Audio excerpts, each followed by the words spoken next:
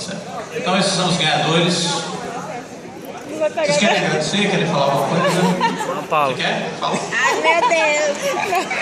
Grava. Eu queria primeiro agradecer a Deus.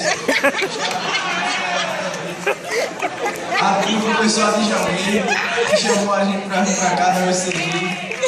Meus amigos ali, colegas de curso de engenharia civil da UCG. Esse momento é muito feliz na minha vida.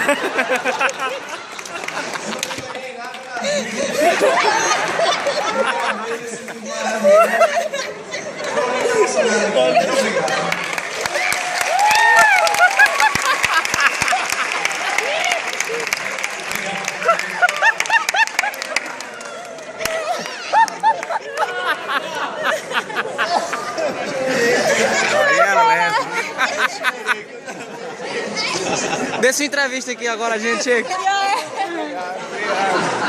Ei, muito obrigado aí pela homenagem a gente aí. Valeu. Nunca vi um aluno tão assim, tão fome por ter ganhado um livro.